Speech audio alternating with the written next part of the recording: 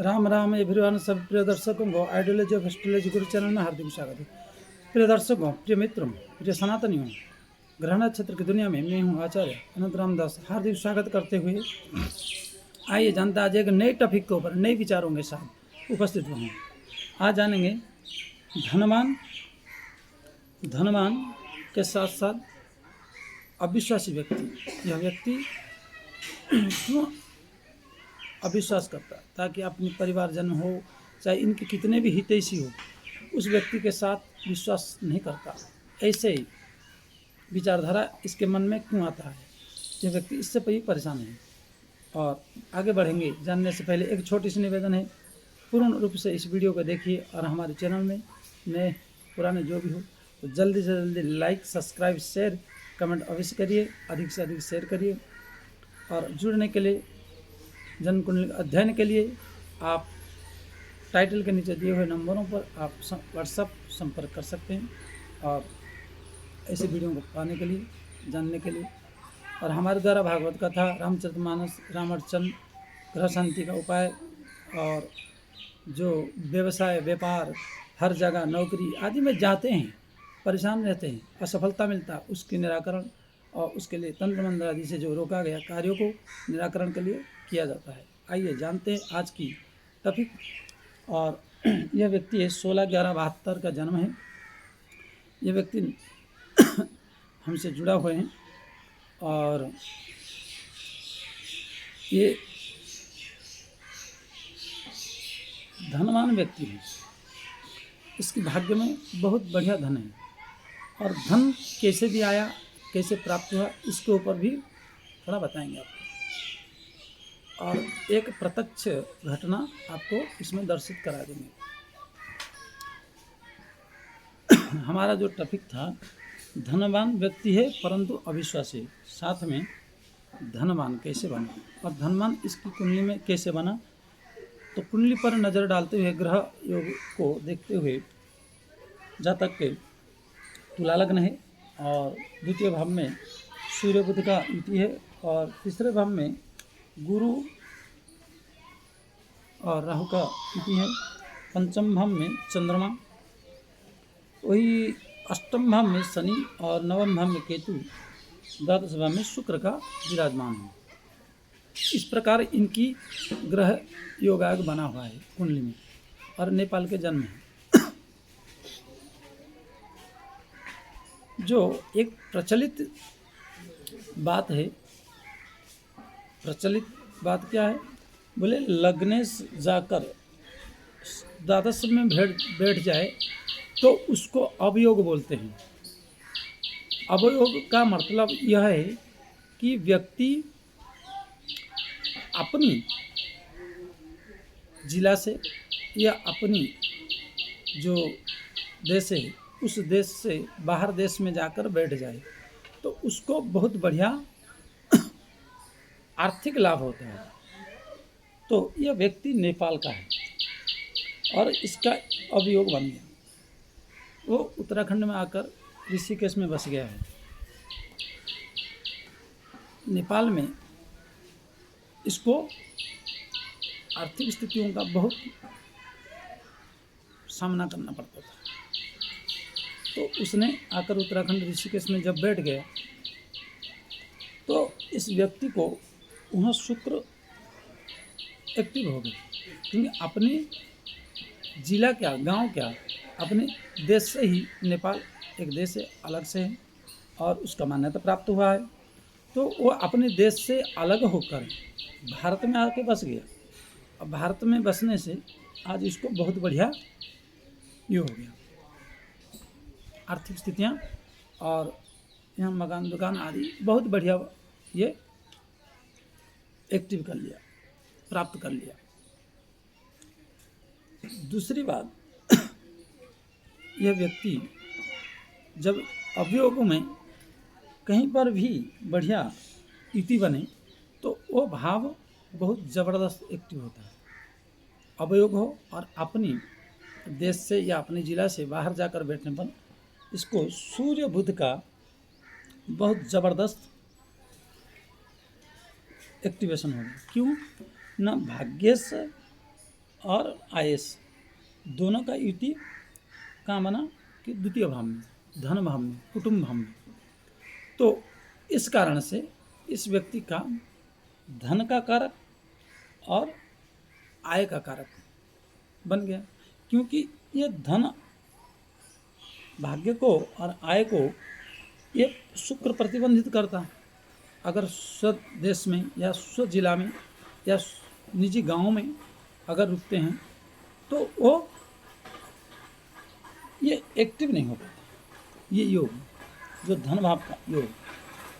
परंतु उसने किसी के कहने पर, किसी ज्योतिषाचार्य के कहने पर उन्होंने उस चीज़ को आजमाया, उस चीज़ को उन्होंने घटाया और उस चीज़ को उन्होंने स्वीकार किया और स्वीकार करके छोड़ा। तो आज ये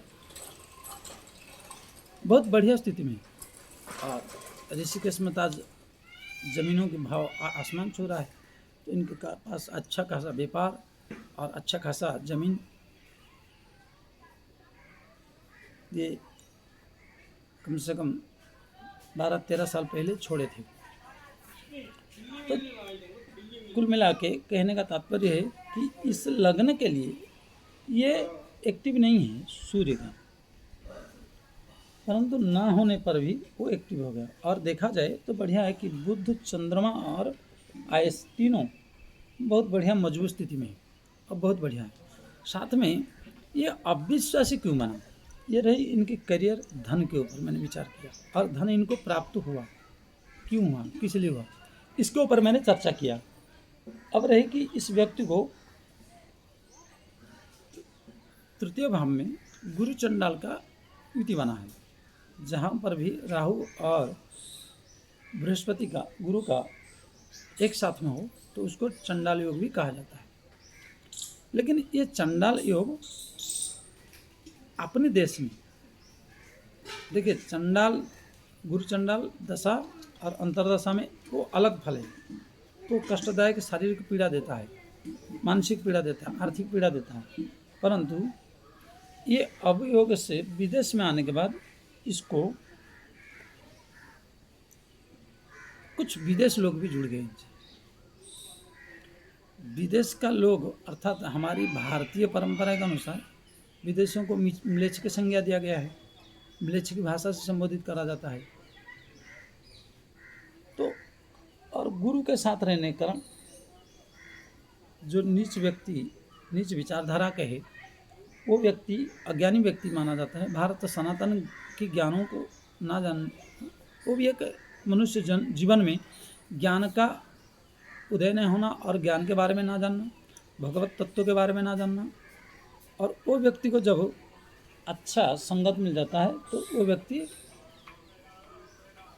एक्टिव हो जाता है और उस व्यक्ति को ये एक्टिव करा के विदेश से जोड़कर एक अच्छी खासी पैसा और अच्छा खासा इनकम का माध्यम बना। क्योंकि विदेश से जोड़ जाना अर्थात विदेश से जुड़ना नहीं, विदेश की व्यक्ति से, ये तो स्वयं विदेशी है, लेकिन अपनी देश से निकलने के बाद ये जो दुर्योग बना था गुरु चंडाल योग, इस गुरु चंडाल योग को जो बुरा फल देना था, अगर ये नेपाल में होते तो इनको बुरा फल, शारीरिक कष्ट, मानसिक कष्ट, पारिवारिक कष्ट और अन्य बहुत से उलझनों को पैदा करके, अन्य उलझनों से फंसाकर, तबीयत खराब करके, क्योंकि शनि अष्टम से तो इनको रोग आदि प्रबल प्रदान करते हैं। परंतु इनको ये फायदादायक हो गया। और रही बात अविश्वास की, कभी भी कुंडली में बृहस्पति के साथ दृष्टि संबंध या युति संबंध बन जाए राहु का या केतु का, वो व्यक्ति पूर्ण रूप से आपको विश्वास नहीं करेगा। हाँ हाँ करेगा और अविश्वास करेगा, चाहे उसकी स्वतः पत्नी हो, माँ बाप हो, बच्चे हों, सगा संबंधी हो, कोई भी हो, उसके ऊपर वो पूर्णतया विश्वास नहीं करेगा, विश्वास को प्रकट नहीं करेगा, अविश्वास ही बना रहेगा उसके जीवन की बहुत एक समस्या ये भी है। और क्योंकि जब वो पंचम में